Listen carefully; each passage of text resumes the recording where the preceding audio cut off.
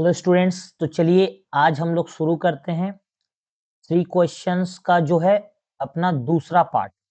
और three questions जो है ये जो प्रोज है class 12 semester 4 West Bengal board में लियो टॉल्स्टॉय के द्वारा लिखा गया एक स्टोरी है जिसे इस सिलेबस में रखा गया है। और इसका पार्ट 1 मैंने पढ़ा दिया है जिसमें हम लोगों ने यहाँ तक, ये जो आप लाल रेड कलर का जो टिक देख रहे हैं यहाँ तक पढ़ा दिया है। आइए इसको आगे बढ़ते हैं, तो इसको आज खत्म करने की कोशिश करते हैं। देखिए इसमें हम लोगों ने क्या पढ़ा था कि एक जो है जार है जो रसिया का रहने वाला है, उसका 3 क्वेश्चन है। 3 क्वेश्चन क्या है? तो पहला कि किसी भी काम को करने का सही समय क्या है? कौन वो लोग हैं जिनका बात उसे सुनना चाहिए, यानी कि सही लोग कौन है?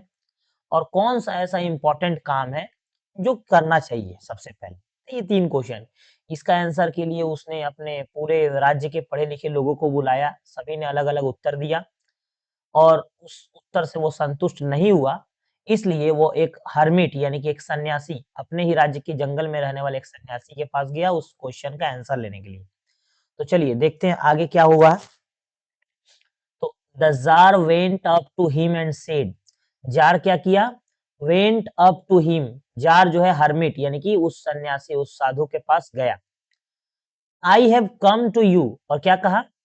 आई हैव कम टू यू, मैं यहाँ पर आया हूँ। वाइज हर्मिट, बुद्धिमान वो जो भी सन्यासी थे, wise hermit, to ask you to answer three question, मैं यहाँ आपके पास आया हूँ इसलिए कि मुझे 3 क्वेश्चंस के जवाब चाहिए। मैं आपसे 3 क्वेश्चंस का आंसर लूँगा, पूछूँगा जवाब। How can I learn to do the right thing at the right time? पहला क्वेश्चन रख दिया जार ने हर्मिट के सामने कि हाउ कैन आई लर्न, कैसे मैं यह सीख सकता हूँ या जान सकता हूँ the right thing at the right time, सही काम को करने का सही समय क्या है, यानी कि सही काम को करने का सही समय क्या है? पहला क्वेश्चन जार के सामने, हर्मिट के सामने जार ने रखा। Who are the people I most needed, वो कौन से लोग हैं जो मेरे लिए जरूरी है? हु आर द पीपल, वो कौन से ऐसे लोग हैं जो मेरे लिए जरूरी है? And to whom should I, और मैं उनके लिए जरूरी हूं, ऐसे कौन से लोग हैं? Therefore pay more attention than to the rest, ताकि उनके ऊपर मुझे ज्यादा ध्यान देना चाहिए बाकी सब चीज को छोड़ करके, वो इंपॉर्टेंट लोगों पे मुझे ज्यादा ध्यान देना चाहिए बाकी को छोड़ के। And what affair are the most important and need to my first attention, और कौन सा ऐसा काम है, कौन सा ऐसा, व्हाट अफेयर माने कौन सा ऐसा काम है बहुत इंपॉर्टेंट जो मुझे सबसे पहले उसे प्राथमिकता, फर्स्ट अटेंशन पहले करना चाहिए। तो ये 3 क्वेश्चंस जार ने हर्मिट के सामने रख दिया। आइए आगे देखते हैं क्या हुआ। The hermit listen to the tsar, hermit ने जार की बातों को सुना, बट आंसर्ड नथिंग, लेकिन हर्मिट ने कोई जवाब नहीं दिया।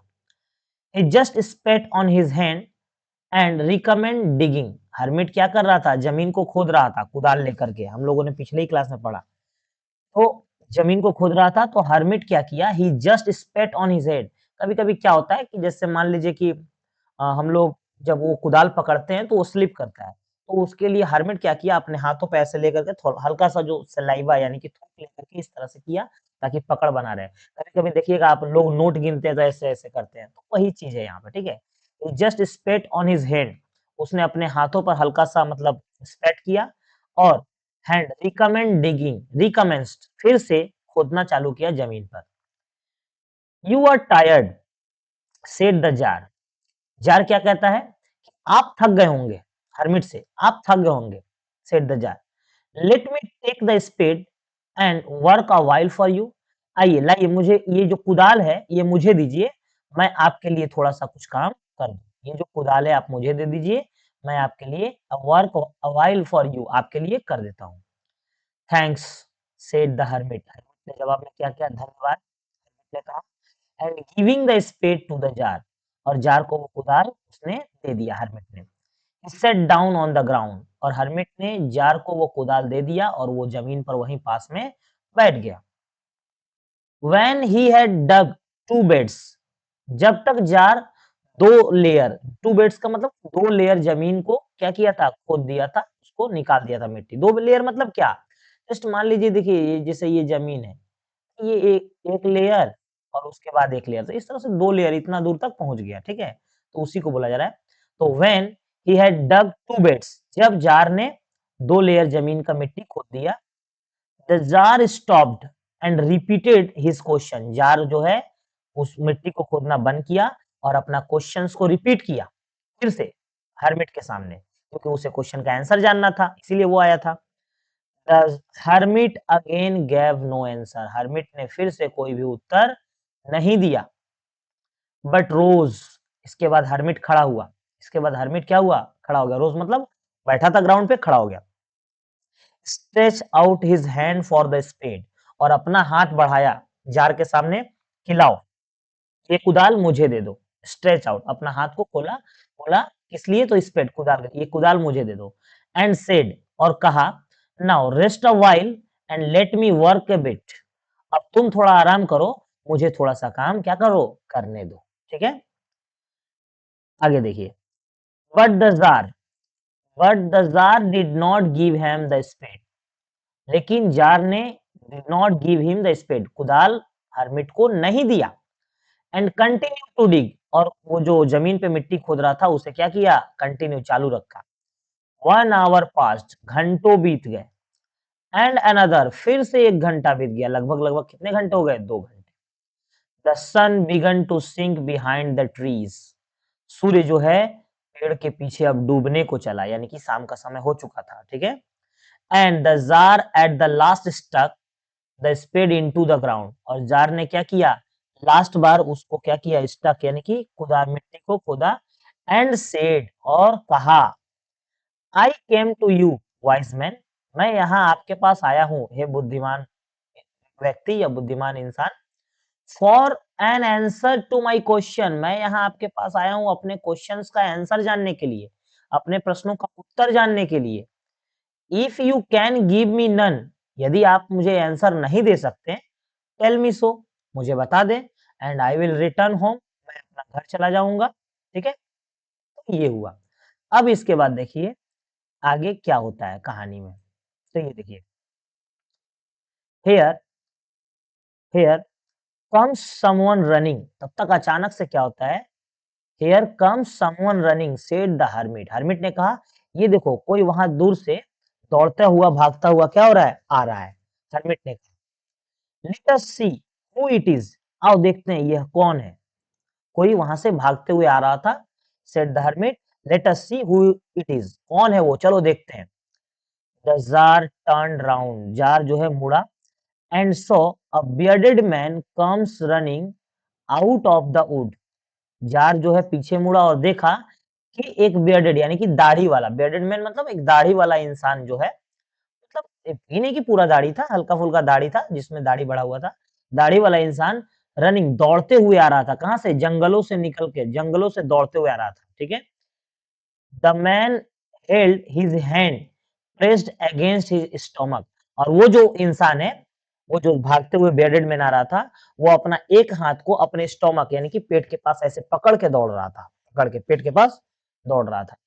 And flowing blood was flowing from under them, और जहां पे वो हाथ रखा था स्टोमक के पास, वहां से ब्लड, खून निकल रहा था। ठीक है, इसीलिए होता है ना, चोट लग जाता है तो वहां पकड़ के लोग बैठ जाते हैं, तो ये पकड़ के वो दौड़ रहा था, वहां से ब्लड निकल रहा था स्टोमक से।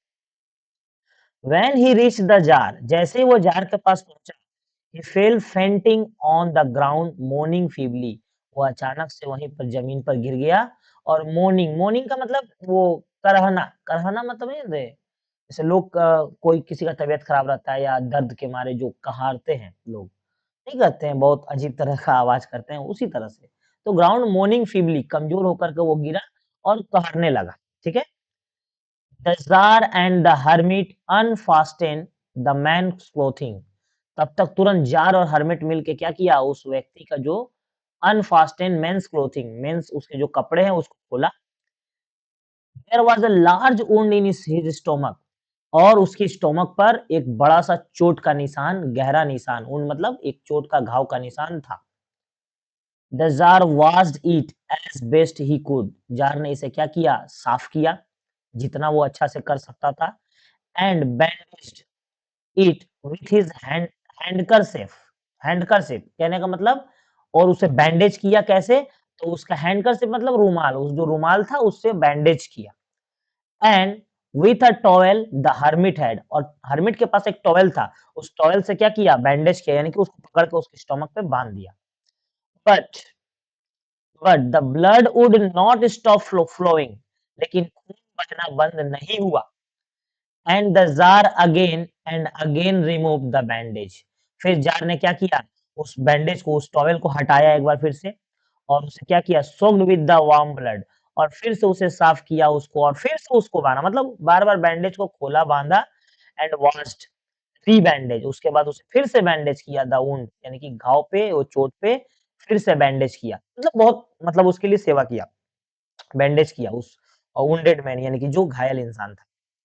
अब आगे देखिए क्या हुआ, when at the blood ceased, जब खून निकलना बंद हो गया, when the last the blood ceased flowing, खून बहना बंद हो गया, the man revived and asked for something to drink, वो आदमी जो है एक बार फिर से मतलब रिवाइव यानी कि होश में आया, और पानी या कुछ भी पीने के लिए समथिंग टू ड्रिंक मांगा, ठीक है। The tsar brought fresh water and give it to him, tsar क्या किया, फ्रेश वाटर लेके आया और उस व्यक्ति को क्या किया, दे दिया। मीनवाइल, इसी बीच, इसी बीच द सन हैड सेट, सूर्यास्त हो चुका था, and it had become cool, और थोड़ा थोड़ा ठंड का जो एहसास है शुरू हो चुका था, रात हो गया, ठंड का एहसास होने लगा जंगल में। So the jar with the hermit help carried the wounded man into the hut and laid down him on the bed, तो उसके बाद जब रात हो गया, ठंड का एहसास होने लगा, तो जार और हर्मिट ने क्या किया, वुंडेड मैन यानी कि उस घायल इंसान को इनटू द हट, उसके झोपड़ी यानी कि हर्मिट के झोपड़ी तक ले गया, और उसे बेड पर क्या किया, लेट डाउन यानी कि लेटा दिया, घायल था उसे लेटा दिया जार और हर्मिट ने मिलके। लेइंग ऑन द बेड, और उस बेड पर लेटे लेटे, the man closed his eyes, उस व्यक्ति ने, उस व्यक्ति को क्या हुआ, आंखें बंद किया, एंड वाज क्विट, और उसे नींद आ गया, वो सो गया। But the tsar was tired, लेकिन जार जो है थक चुका था, क्योंकि वो मिट्टी खोद रहा था पूरा सुबह से, तो थक चुका था। With his walk and with the work he had done, वो इतना जो वॉक यानी कि चल के आया, वहां से चल के आया था, ठीक है, और इसके साथ ही वो जो वर्क किया यानी कि with work he had done, जो उसने दिन भर काम किया, that he crouched down the threshold, crouched यानी कि वो जैसे ही उसको लेटा करके बेड पे आया थोड़ा बाहर की तरफ निकलने के लिए, तो down on the threshold, threshold यानी कि वो चौखट, झोपड़ी का वो चौखट जो होता है उसे थ्रेशोल्ड बोला गया, ठीक है। तो वहां पर क्या हुआ, वो डाउन, वहां पे वो भी मतलब गिर पड़ा, मतलब क्या, नींद के मारे वो गिर गया, and and also fell asleep, और उसे भी नींद लग गया, so soundly that he slept all through the short summer night, और वो सो गया वहाँ पे सो साउंडली, और सो साउंडली मतलब क्या? उसकी जो सोने के बाद थोड़ा-सा हल्का-सा, कैसे लोग सोते हैं तो हल्का-सा आवाज़ होता है, तो उस तरह से आवाज़ हो रहा था। Slept all through the short summer night, और सोया रहा, कब तक सोया रहा? तो शॉर्ट समर नाइट, इसका मतलब है, इससे ये पता चल रहा है कि वो गर्मी का मौसम था, समर नाइट, और समर में जो है रातें क्या होती है? छोटी होती है, गर्मी के मौसम में रात छोटी होती है, तो इसलिए the short summer night. When he awoke in the morning, जब वह सुबह उठा, कौन उठा सुबह? देखिए कौन आगे बताता है, when he awoke in the morning, it was long before he could remember where he was, it was long before he could remember, इसलिए वो भूल गया, वेयर ही वाज, वह कहाँ है, कौन? जार, जार जैसे ही सुबह में उठा, तो जार यह भूल गया कि वह कहाँ है, और who was the strange bearded man laying on the bed, ये भी भूल गया कि वो जो बेड पर जो दाढ़ी वाला व्यक्ति जो लेटा हुआ है वो कौन है, and gazing intently at him with the shining eyes, और वह निहार रहा, एक टक निहार, गेजिंग मतलब निहारना, घूरना, वो जार को शाइनिंग, बड़े बड़े आंखों से यानी कि आंखें, मतलब एक टक उसे जार को निहार रहा है, देख रहा है, ठीक है। तो जार ये भूल गया वो कौन है, और वो जार को निहार रहा है, और क्या कहता है देखिए, forgive me said the bearded man in a week voice, बड़ी ही धीमी आवाज में उस बियर्डेड मैन ने क्या कहा जार से, फॉरगिव मी, मुझे क्षमा करना, मुझे माफ करना। When he saw that the jar was awake and was looking at him, कब यह बोला, तो जब उसने देखा कि जार जो है उठ गया है और वह उसके तरफ देख रहा है, तब उसने क्या किया, मुझे माफ कर देना, बियर्डेड मैन ने कहा बड़े ही धीमे आवाज में। I don't know you, I don't know you and have nothing to forgive you for, said the jar। Jar ने कहा मैं तुम्हें नहीं जानता और मैं तुम्हें नहीं जानता, तो मैं तुम्हें मतलब I have nothing for to forgive you, और मैं तुम्हें नहीं जानता तो मैं तुम्हें क्यों माफ करूं, said the jar। जार ने कहा मैं तो तुम्हें जानता नहीं तो मैं क्यों माफ करूं। तो देखिए वो क्या कहता है, यू डू नॉट नो मी, तुम भले मुझे नहीं जानते, बट आई नो यू, लेकिन मैं तुम्हें जानता हूं। I am that enemy of your who swore to revenge himself on you, मैं आपका वो दुश्मन हूँ। I am that enemy of yours, मैं आपका वो दुश्मन हूँ जिसने who swore, जिसने कसम खाया, swore माने कसम खाना, revenge himself on you, मैं आपसे बदला लेकर रहूंगा, मैंने कसम खाया, मैं वो दुश्मन हूँ आपका। Because you executed his brothers, क्योंकि आपने मेरे भाई को क्या किया है, मेरे भाई को एंड मतलब क्या किया, भाई को यहाँ से निकाल दिया है, एग्जीक्यूटेड, उसे क्या किया, उसके साथ अन्याय किया है, एंड सीज्ड हिज प्रॉपर्टी, और उसकी सारी संपत्तियां, आपने मेरे भाई की सारी संपत्तियां क्या कर लिए, जब्त कर लिए, सीज्ड कर लिए, और उसे यहाँ से निकाल दिया है। ठीक है, आई न्यू, मैं जानता हूँ, you had gone alone to see the hermit, और मुझे यह पता था, मुझे यह पता था कि आप अकेले ही हर्मिट से मिलने के लिए जा रहे हैं। And I resolve to kill you on your way back, और मैं यह निर्णय ले चुका था कि जब आप वहां से मिल करके जब बैक यानी कि रिटर्न बैक आएंगे तो मैं आपको यहाँ पे क्या करूंगा, आपको मार दूंगा, ये मैंने कसम खाया था। जैसे ही आप हर्मिट से मिल के बैक आते, वापस आते, तो मैं आपको किल you on your way back, जैसे आप रास्ते में रहते रिटर्न के समय तो मैं आपको मार देता।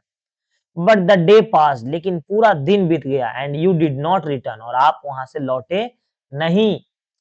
सो I came out from my ambush to find you, इससे क्या हुआ, जब देर हो गया तो आई केम आउट फ्रॉम माई एम्ब्यूस, मैं एम्ब्यूस, एम्ब्यूस मतलब जानते हैं क्या होता है, वो जगह, जैसे देखिएगा ना कि जैसे किसी पे हमला करना होता है तो कोई झाड़ी के पीछे या कोई पेड़ के पीछे वो जो हमलावर है वो बैठा रहता है, और जैसे ही आप वहां जाएंगे आपके ऊपर तुरंत हमला करेगा, तो वो जगह को एम्ब्यूश बोला गया, एम्ब्यूश। ठीक है, सो आई केम आउट फ्रॉम एम्ब्यूश, मैं अपने जो जगह था वहां से निकला, फाइंड यू, आपको खोजने के लिए, क्योंकि आप देर कर चुके थे।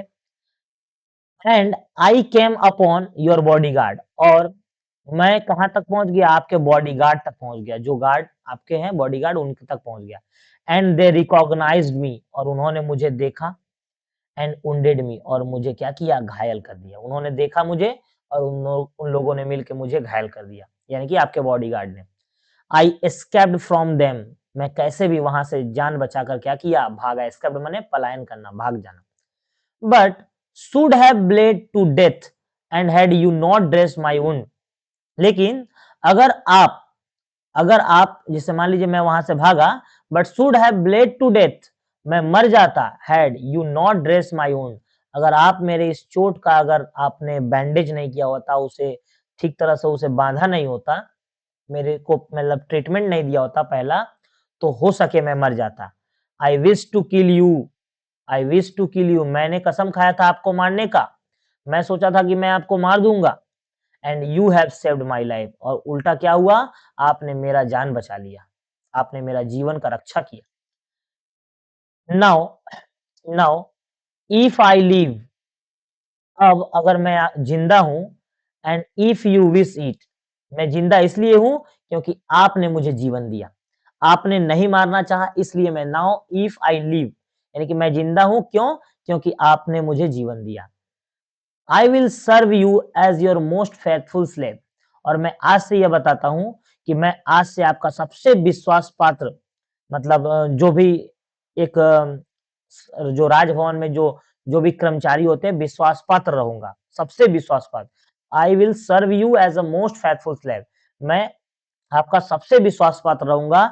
And will bid my son do the same, और यहां तक कि मैं ही नहीं, मेरा जो बेटा है वो भी आपके लिए काम करेगा, आपके लिए विश्वास विश्वास पात्र रहेगा। फॉरगिव मी, मुझे आप क्या करें, माफ कर दें, मुझे क्षमा कर दें। ठीक है, आइए आगे देखिए। The tsar was very glad, tsar को अत्यंत खुशी हुआ, बहुत खुशी हुआ।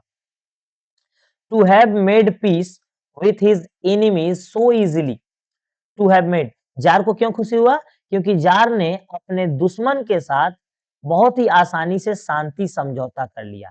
हैव मेड पीस, उसने शांति समझौता कर लिया एनिमी से सो इजीली, इसलिए जार को बहुत खुशी हुआ। And to have gained him for a friend, और इसके साथ-साथ एक दोस्त पा गया, एक दोस्त, एक अच्छा दोस्त पा गया। उसी उसी के रूप में, उस दुश्मन के रूप में एक अच्छा दोस्त पा गया। And he not only forgave him, but said he would send his servant and his own physician to attend him. और यहाँ तक उन्होंने क्षमा ही नहीं किया जार ने उसे, और उसे वादा किया, but said would send the servant, मैं अपने नौकरों को भेजूंगा, और ओन फिजिशियन, अपने ओन फिजिशियन, अपना जो राजभवन का जो भी डॉक्टर है, उससे मैं तुम्हारा ये इलाज करा दूंगा। एंड प्रोमिस्ड, और मैं वादा करता हूं, टू रीस्टोर हिज प्रॉपर्टी, और तुम्हारा भाई का जो प्रॉपर्टी मैंने जब्त कर लिया है, उस प्रॉपर्टी को मैं क्या कर दूंगा, तुमको लौटा दूंगा, ये जार ने कहा। यानी कि शांति स्थापना के बाद जार ने क्या कहा, मैं तुम अपने नौकरों को भेजूंगा, तुम्हारा अपने फिजिशियन से इलाज करा दूंगा, और जो भाई का तुम्हारा प्रॉपर्टी मैंने जब्त कर लिया है, उस प्रॉपर्टी को रिस्टोर यानी कि तुम्हें लौटा दूंगा। ठीक है, तो यहाँ तक जार का ये चीज रहा। अब आइए आगे देखते हैं, और आगे इसको जब करेंगे तो ये देखिए अगला पेज थोड़ा सा बचा हुआ है कहानी, देखिए इसको थोड़ा सा इसको बड़ा कर दें। देखिए कहानी में क्या है। Having having taken leave of the wounded man, having taken leave of the wounded man, the Tsar went out into the porch। और उसके बाद क्या हुआ, जब वो ये सब जो बातें हैं, जार वो जो है चौखट पे बैठ करके, और वो बेड पर था तो बात हो रहा था। Having having taken leave of the wounded man, wounded man से पीछा छोड़ा का मतलब क्या है, जस्ट बात खत्म हुआ, सुबह उठा था ना, तो बात हो रहा था, उससे पीछे हट के, मतलब उससे अपना एक अलग हो करके, the tsar went out into the porch. Porch जानते हैं क्या होता है? जैसे कोई, जैसे मान लीजिए ऐसा अगर झोपड़ी है, ये देखिए मान लीजिए ऐसा ऐसा ऐसा मान के चलिए ये झोपड़ी है, अगर ये झोपड़ी है, तो जो सामने का पोर्शन निकला रहता है ना बाहर में, इसको पोर्च बोलते हैं, माने चौखट दरवाजे पे आगे। तो वही बोल रहा है, tsar went out into the porch, porch के पास आया, and looked around for the hermit, और इधर-उधर क्या देख रहा है, हर्मिट को देख रहा है, हर्मिट को। Before going away he wished once more to beg an answer to the question, और वो जाने से पहले, बिफोर गोइंग अवे, जाने से, वापस जाने से पहले, उसने सोचा कि एक बार और मैं रिक्वेस्ट कर लेता हूँ कि मेरे क्वेश्चन का क्या दे दे, जवाब दे दे हर्मिट। ही हैड पुट, जो क्वेश्चन उसने रखा है उसका जवाब उसे मिल जाए। The hermit was outside, hermit बाहर ही था। ऑन नीज, और घुटनों के बल बैठा था। Sowing seeds in the beds, और क्या कर रहा था, सीड्स यानी कि बीज, वो जो कल कल जो वो दोनों ने मिलके जो गड्ढा खोदा था, उसमें वो बीज डाल रहा था, बीज यानी कि वो खेती करने के लिए बीज डाल रहा था हर्मिट, घुटनों को बल बैठ के। That had been dug the day before, वो उस गड्ढे में बीज डाल रहा था जो उसने एक दिन पहले उन लोगों ने मिलके उस गड्ढे को खोदा था। The tsar approached him and said, tsar उसके पास गया और कहा, for the last time I pray you to answer my question wise man, last time मैं आपसे रिक्वेस्ट करता हूं कि मेरे प्रश्नों का जवाब दे, वाइज मैन बुद्धिमान इंसान, आप मेरे प्रश्नों का उत्तर दें। देखिए हर्मिट क्या कहता है, you have already been answered, अरे आपको तो जवाब मिल चुका है। हर्मिट ने कहा आपको तो जवाब मिल चुका है, said the hermit, you have already been answered. Still crouching on his thin legs, और कैसे बोल रहा था, अपने जो पतले दुबले पतले पैर थे उसके ऊपर बैठ के, मतलब वही घुटनों के बल बैठा था, बोल रहा था। And looking up at the tsar, और जार की तरफ देख के क्या बोला कि आपको तो आपके प्रश्न के उत्तर क्या हो चुके हैं, मिल चुके हैं। हु स्टूड बिफोर हिम, उस जार की तरफ देख के बोल रहा था जो हर्मिट के ठीक सामने खड़ा था। हाउ आंसर्ड, जार ने क्या कहा, हाउ आंसर्ड, मुझे जवाब मिल गया। व्हाट डू यू मीन, अरे आपका कहने का मतलब क्या है। आस्क्ड द जार, जार ने पूछा, मुझे कैसे जवाब मिल गया। आपके कहने का मतलब क्या है? अब देखिए लास्ट पैराग्राफ में, डू यू नॉट सी, तुमने देखा नहीं? रिप्लाइड द हर्मिट, हर्मिट ने कहा, तुमने देखा नहीं? If you do not pitied my weakness yesterday, यदि तुम्हें मेरी ये जो कमजोरी है इसको देखकर दया नहीं आती, you have do not pitied, ये सबसे इंपॉर्टेंट पार्ट है, इसको ध्यान सुनिएगा। You have do not pitied, अगर तुम्हें मुझे मेरी कमजोरी को देखकर अगर दया नहीं आता कल, यस्टरडे कल नहीं आता, and had not dug those bed for me, और तुम अगर दया मेरे ऊपर नहीं करके मेरे लिए गड्ढे नहीं खोदे होते, but had gone your way, और अपने घर की तरफ वापस लौट रहे होते, that man would have attacked you, तब यह व्यक्ति तुम्हारे ऊपर क्या करता? हमला कर देता। And you would have repented of not having stayed, लेकिन तुमने क्या किया? ध्यान सुनना, you would have repented of not having stayed with me, और लेकिन तुमने घर वापस ना लौट करके क्या चुना? हैविंग स्टेड विथ मी, तुम मेरे साथ यहाँ पर रुके, तुम मेरे साथ यहाँ पे रुके, मतलब किसी भी तरह का बहाने नहीं बनाए और मेरे साथ यहाँ पर रुके। देख लीजिए, and you would have repented of not having stayed with मी, तुमने कोई बहाना बनाकर वापस नहीं गए, लेकिन मेरे साथ क्या हुए? रुके, stayed with me. So the most important time was when you were digging the bed, इसलिए वो सबसे मोस्ट इंपॉर्टेंट टाइम था जब तुम मेरे लिए उस काम को कर रहे थे, उस गड्ढे को खोद रहे थे। तो वो सबसे वो सबसे महत्वपूर्ण समय था, सबसे महत्वपूर्ण समय। And the most and I was the most important man, jar का पहला क्वेश्चन क्या था? कि कौन सा ऐसा समय है, सबसे अच्छा समय है, ठीक है? तो वो बोल रहे हैं कि वो सबसे अच्छा समय था, मोस्ट इंपॉर्टेंट टाइम था, कौन सा जरूरी समय? जब तुम मेरे लिए वो काम कर रहे थे। And I was the most important man, और उस समय मैं तुम्हारे लिए सबसे जरूरी इंसान था। And to do me good was your most important business, और मेरे लिए अच्छे काम करना तुम्हारा सबसे मेन काम था, सबसे महत्वपूर्ण काम था। तीनों क्वेश्चन का आंसर हुआ। आफ्टरवर्ड, इसके बाद, when that man ran to us, जब वो आदमी हमारे पास दौड़ करके आया, the most important time was when you are attending to him, और सबसे इंपॉर्टेंट टाइम वो था उस समय एक तो ये था कि तुम मेरे लिए काम कर रहे थे, लेकिन जब वो आदमी दौड़ के आया तो उस समय सबसे इंपॉर्टेंट काम था जो तुमने उसे अटेंड किया, यानी कि उसका जो बैंडेज किया। For if you had not bound up his wound, यदि अगर तुम उस समय उसके घाव को अगर बैंडेज नहीं किए होते, ही वुड हैव डेड, हो सके वो मर जाता, without having made peace with you, तुमसे शांति समझौता किए बगैर वो क्या हो जाता? मर जाता। So he was the most important man, तो इसलिए उस समय वो सबसे जरूरी इंसान था, क्योंकि वो घायल था, तो सब काम छोड़ के सबसे जरूरी इंसान वही था उस समय। And what you did for him was your the most important business, और उस समय सबसे जरूरी काम तुम्हारे लिए वो था जो तुमने उसके साथ किया, यानी कि उसका bandage. What you did for him, जो तुमने उसके साथ किया वही तुम्हारा सबसे जरूरी उस समय का काम था। रिमेंबर देन, हर्मिट ने कहा है हमेशा याद रखो, there is only one time that is important now, हमेशा याद रखो केवल कौन सा समय सबसे महत्वपूर्ण होता है?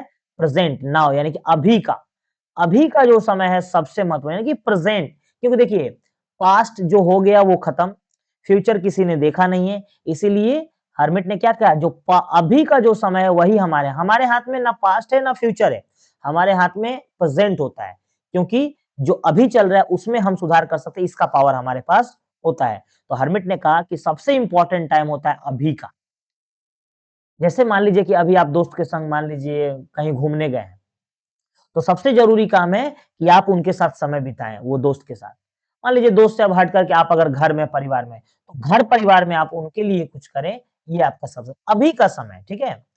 It is the most important time because it is the only time when you have any power, ये अभी का समय प्रेजेंट इतना महत्वपूर्ण होता है क्योंकि आपके पास केवल इसी को बदलने का मतलब पावर है, शक्ति, आप फ्यूचर को नहीं बदल सकते, आप पास्ट को नहीं बदल सकते। आपके पास अभी को सही करने का समय है। इसलिए अभी के समय प्रेजेंट सिचुएशन को जैसे आप मान लीजिए आप लोग का एग्ज़ाम आ रहा है, तो आप सोच रहे हैं कि चलो ना बाद में पढ़ेंगे, बाद में पढ़ेंगे, चलो एग्ज़ाम के टाइम में पढ़ेंगे, हो सके एग्ज़ाम टाइम में आपका तबीयत खराब हो जाए। तो इसीलिए अभी का समय, अभी ही आप पढ़िए, अभी का समय आपके हाथ में है। तो इसलिए most important time because the only time when you have any power. अभी का समय वो समय है जब हमारे पास पावर रहता है कुछ अच्छा करने का। The most necessary man is he with whom you are. और सबसे ज़रूरी वे लोग होते हैं जिसके साथ अभी आप हो, अभी आप जिसके साथ हो वही आपके लिए सबसे ज़रूरी है। अभी आप फ्रेंड्स के साथ हो, तो फ्रेंड्स आपके लिए ज़रूरी है। थोड़ी देर के बाद आप फैमिली के साथ हो, फैमिली ज़रूरी है। अब जिसके साथ अभी हैं वो ज़रूरी है। For no man for no man knows whether he will ever have dealing with anyone else। तो बोल रहा है कि अभी आप जिसके साथ हैं वही ज़रूरी लोग हैं, क्योंकि आप जिसके साथ अभी डील करना है, लेकिन जिसके साथ भी आप समय बिता रहे हैं, वही सबसे ज़रूरी लोग हैं। And the most important affair और सबसे ज़रूरी काम क्या है? Do him good.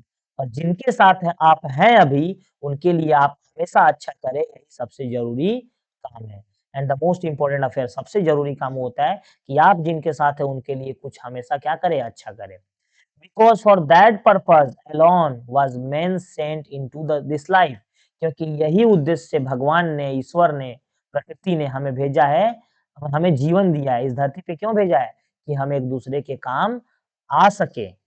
तो कुल मिलाकर यहाँ पर 3 क्वेश्चन स्टोरी जो है खत्म होता है। एक अच्छा लेसन देकर जाता है स्टोरी कि आप अपने प्रेजेंट सिचुएशन पे कमांड रखें, क्योंकि प्रेजेंट ही आपके हाथ में है। पास्ट और फ्यूचर को किसने देखा है?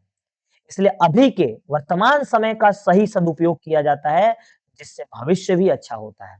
तो कुल मिलाकर ये लियो टॉल्स्टॉय का एक स्टोरी जो हम लोगों ने खत्म किया। आपके एग्जाम में ये प्रोज नंबर 2 है। अब एक प्रोज रह गया, डाउन द रैबिट होल। उसे भी हम लोग खत्म करेंगे अगले वीडियो में, अगले 1-2 पार्ट में खत्म करेंगे। तो उम्मीद करते हैं आपको 3 क्वेश्चन अच्छे से समझ में आया होगा। इसका नोट्स, क्वेश्चन आंसर जो है हम टेलीग्राम चैनल में जल्द ही डाल देंगे। आप नीचे डिस्क्रिप्शन बॉक्स में जो टेलीग्राम चैनल का लिंक है उसमें जुड़ जाएँ। तो मिलते हैं अगले वीडियो में, तब तक के लिए टाटा, बाय बाय।